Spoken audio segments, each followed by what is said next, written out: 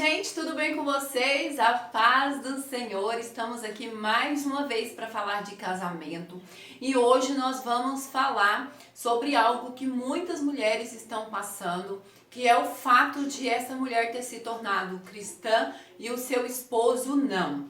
Então, ela está sempre se fazendo aquela pergunta: eu me converti, conheci o Evangelho, estou indo na igreja, eu sou crente, mas o meu marido não. O que eu posso fazer?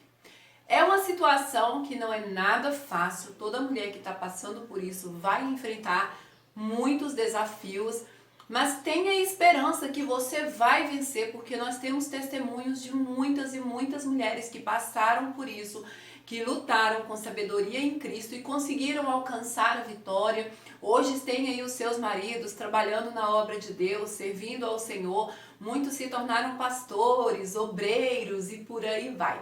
Porque não existe nada impossível para Deus. Não existe nada impossível para Deus. E tem uma coisa que você precisa saber. Ainda que você seja cristã e o seu marido não, saiba que o seu casamento é bem visto aos olhos de Deus. Em momento nenhum, a Bíblia diz que você tem que se divorciar do seu marido porque ele não é cristão.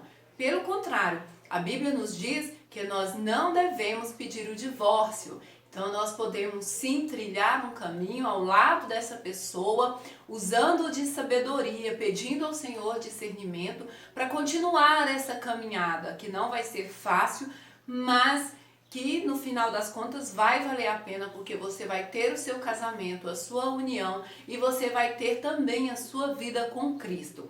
Mas como fazer para vencer essas dificuldades que vão surgir no dia a dia? Como convencer o meu marido a ir para a igreja? O que eu faço com aquele marido que não me deixa ir para a igreja, que está implicando comigo? Vamos respirar e vamos pensar uma coisa de cada vez. A primeira coisa que você precisa fazer é se respaldar da palavra de Deus. Ou seja, você precisa ter uma vida diária de leitura bíblica, de oração, estar sempre fazendo jejum, buscando no Senhor a sabedoria, o discernimento, porque o Senhor vai abrir a sua mente para você entender o que precisa ser feito, o que não deve ser feito, para você conseguir ganhar o seu marido para Cristo e viver em paz com ele, mesmo que ele não compartilhe da mesma fé que você. É assim que sua fé vai estar fortalecida, sua mente vai estar guardada, sua vida vai estar protegida e você vai conseguir abraçar o seu casamento, cuidar do seu casamento para que ele se mantenha firme até o fim. Mas você precisa também procurar entender o seu marido. Pensa aqui comigo, tenta se colocar no lugar dele. De repente, pode ser que ele esteja se sentindo ameaçado pela sua religião, achando que ele pode ter sido trocado pela igreja, trocado pelas programações da igreja, trocado pelo pastor. Muitos homens pensam assim, porque eles se sentem ali naquele momento rejeitados, porque você abraçou uma nova ideia, você abraçou uma religião e ele acha que agora você vai viver só para aquilo, que ele não vai mais ter espaço na sua vida.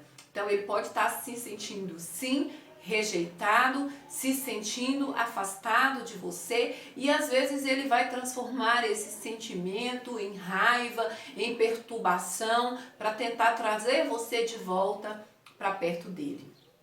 Para que isso não aconteça, continue sendo carinhosa com ele, presente na vida dele, continue cuidando do seu lar, da sua casa, da vida amorosa de vocês, da vida sexual, de todas as áreas. Continue sendo cuidadosa com tudo, para que ele não tenha esse pensamento de que está te perdendo, de que você está se afastando dele por causa de uma religião, mas que ele entenda que você encontrou sim um novo rumo para a sua vida, mas que você está disposta a ter ele nessa nova vida.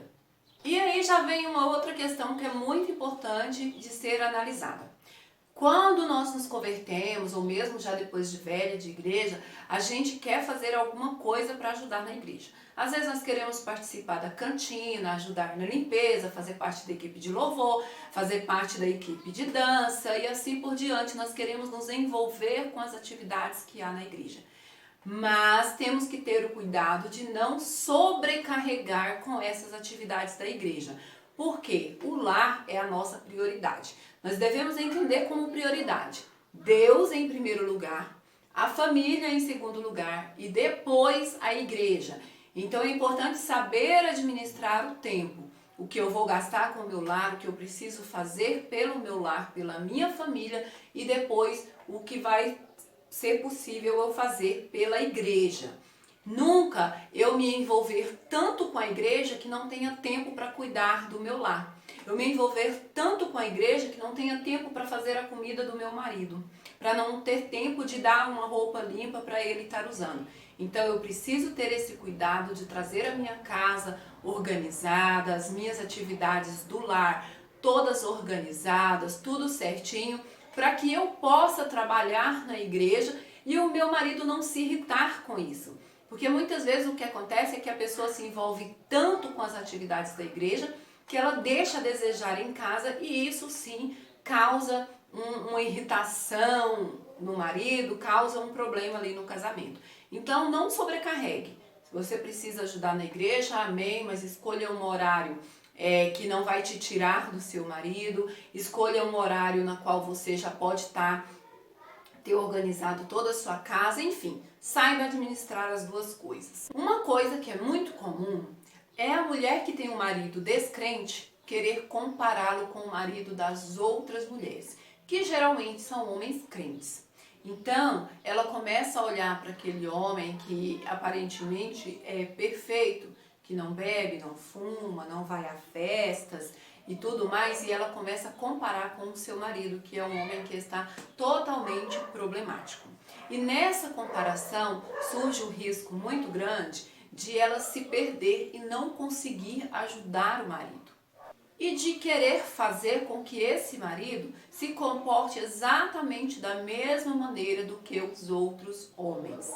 Olha, você está orando, jejuando, o Senhor vai transformar a vida do seu marido, vai te ajudar nessa caminhada. Mas o Senhor não vai fazer com que o seu marido seja igualzinho a fulano, porque cada um de nós tem uma identidade e é o Senhor quem coordena essa nossa identidade. Então o seu marido, ele nunca vai ser igual a homem nenhum.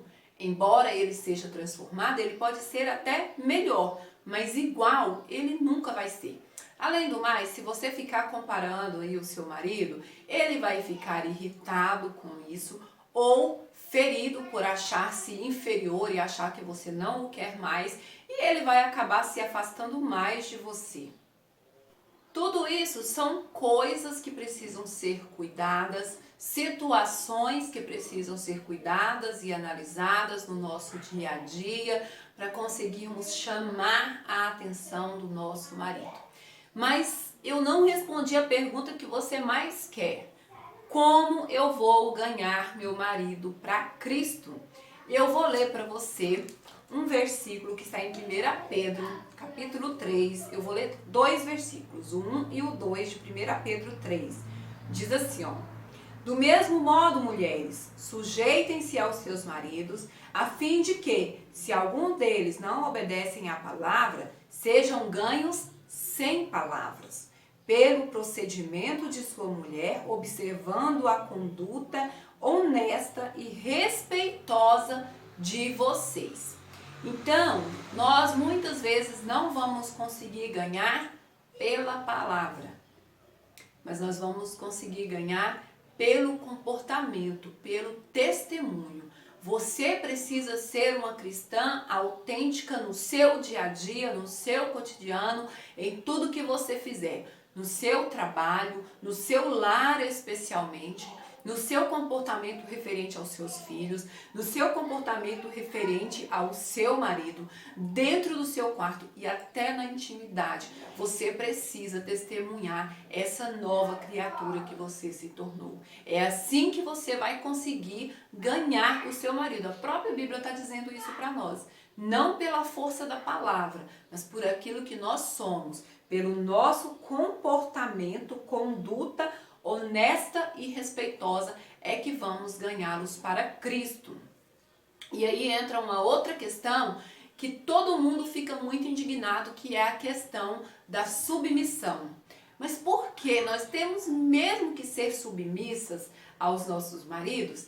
Sim, a Bíblia nos ensina a ser submissas ao nosso marido. Ah, mas como é que eu vou fazer então? Se eu vou obedecer ao meu marido em tudo, o meu marido não me deixa ir para a igreja. O meu marido fica me irritando quando eu vou ler a Bíblia. O meu marido não gosta que eu ouça louvores em casa. Se eu for obedecer ele, então, eu vou parar com tudo e vou largar de servir a Cristo. Olha, nós devemos ser submissas aos nossos maridos, andar com prudência, sermos obedientes, desde que essa submissão não me faça ser desagradável a Deus.